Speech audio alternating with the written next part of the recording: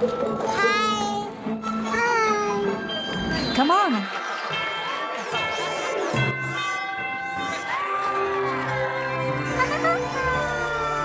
ខ្ញុំមិនដឹងថាក្រុមហ៊ុន Honor គេធ្វើមិនបានអាចដាក់បច្ចេកវិទ្យានឹងចូលទៅក្នុងទូរស័ព្ទរបស់គេបានទេដែលថ្មីៗនេះក្រុមហ៊ុន Honor បានបំពាក់នៅបច្ចេកវិទ្យាមួយដែលគេហៅថា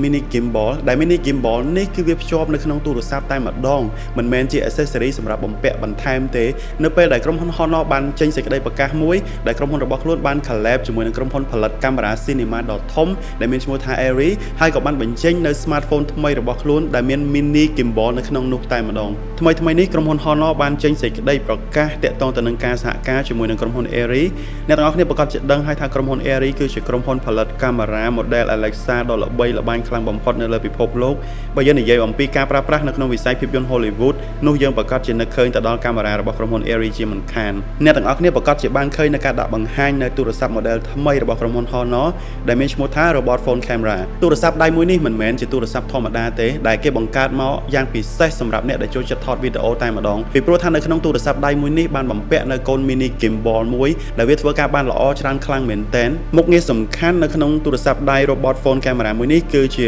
super steady shot ដែលអ្នកទាំងអស់គ្នាប្រកាសជាដឹងហើយថានៅពេលដែលវាបំពាក់នៅកូន gimbal បែបនេះការថតវីដេអូរបស់វាប្រកាសជាមានភាព smooth ខ្លាំងមែនទែនហើយមួយទៀតគឺ AI object tracking AI sprint shot AI sprint shot ហ្នឹងគឺយើងអាចបង្វិលកាមេរ៉ា360ដឺក្រេតែម្ដងសម្រាប់ការថតហើយមួយទៀតដែលជាចំណុចសំខាន់សម្រាប់ការប្រើប្រាស់នៅក្នុងការធ្វើ video call គឺគេហៅថា all angle AI video call នៅពេលដែលអ្នកទាំងអស់គ្នាបើកមុខងារមួយនេះមិនថាអ្នកទាំងអស់គ្នាដើរទៅខាងណាទេកាមេរ៉ានៅលើ gimbal នឹងតាម track យកមុខអ្នកគ្រប់ពេលតែម្ដងអញ្ចឹងវាពិតជាមានភាពងាយស្រួលខ្លាំងមែនទែនសម្រាប់អ្នកប្រើប្រាស់ដែលក្រុមហ៊ុនមួយនេះអាចញាត់នៅបច្ចេកវិទ្យាតូចៗបែបនេះចូលទៅក្នុងទូរស័ព្ទរបស់ខ្លួនបាន Yes អ្នកទាំងអស់គ្នាបើយើងនិយាយអំពីប្រព័ន្ធទប់លំនឹង OIS ឬក៏ EIS អីបើយើង compare ជាមួយនឹង smartphone របស់ Honor មួយនេះពិតជាមិនអាចប្រៀបធៀបបានទេប៉ុន្តែបើសិនជាយើងយកវាទៅប្រៀបធៀបជាមួយនឹងកូន gimbal របស់ក្រុមហ៊ុន DJI នោះយើងនឹងឃើញថាសមត្ថភាព mini gimbal ឬក៏ 4DOS របស់ក្រុមហ៊ុន Honor នឹងពិតជាមានសមត្ថភាពខ្លាំងពិតមែនហើយចំណុចពិសេសមួយទៀតដែលយើងគួរតែសរសើរទៅកាន់ក្រុមហ៊ុន Honor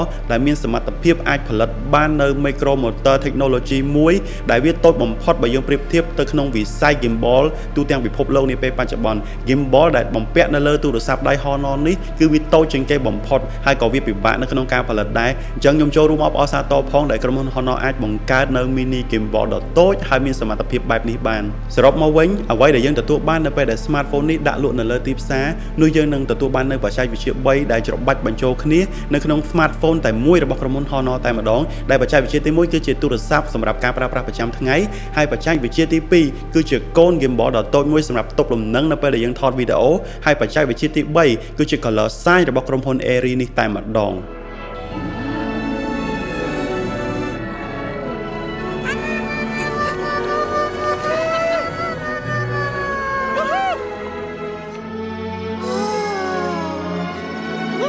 Oh.